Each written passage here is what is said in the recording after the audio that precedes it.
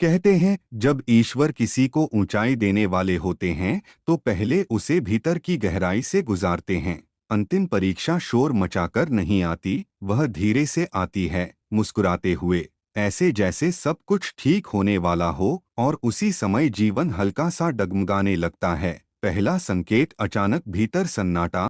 आप भीड़ में होते हैं पर भीतर एक खाली कमरा सा महसूस होता है। लोग पास हैं पर जुड़ाव कम हो जाता है। यह उदासी नहीं, यह भीतर के कक्ष की सफाई है। जैसे महादेव श्मशान की शांति में ध्यान करते हैं, वैसे ही आत्मा को भी कभी कभी भीड़ से दूर ले जाया जाता है। दूसरा संकेत सहारे हटने लगते हैं। जिस पर भरोसा था वही दूर हो जाता है। जिस काम में स्थिरता थी वहीं डगमगाहट आने लगती है। आप सोचते हैं मैंने क्या गलत किया, पर सच यह है, ईश्वर आपको सहारों से ऊपर उठाना चाहते हैं ताकि आप सहारा बन सकें।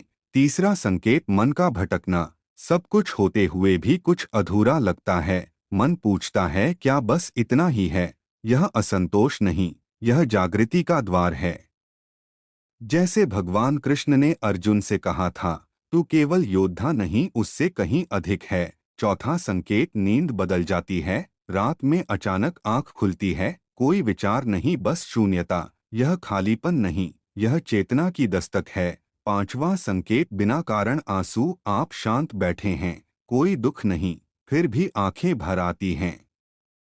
यह कमजोरी नहीं, यह भीतर की पुरानी पीड़ा का विसर्जन है। छठा संकेत बार बार एक ही संदेश, अलग अलग जगह से एक ही बात सुनाई देती है। एक ही शब्द, एक ही संकेत। यह संयोग नहीं, यह दिशा है। सातवां संकेत परिवर्तन का डर। जब मंजिल पास होती है, मन सबसे ज्यादा डराता है, अगर सब गलत हो गया तो। लेकिन यही वह मोड़ है जहां पीछे हटने वाले रुक जाते हैं और स्वीकार करने वाले चुने जाते हैं। आठवां संकेत नाम का स्वतः जप, बिना प्रयास। भीतर कोई नाम गूंजने लगता है, शिव, राम, नारायण। यह अंतिम पुष्टि है, अब यात्रा बदलने वाली है। और फिर क्या होता है, जब परीक्षा पूरी होती है, प्राथमिकताएं बदल जाती हैं, इच्छाएं कम हो जाती हैं, शब्दों में गहराई आ जाती है, और सबसे बड़ा, भीतर एक अजीब सी स्थिर शांति आ जाती है। जैसे भगवान राम ने वनवास के बाद राज संभाला,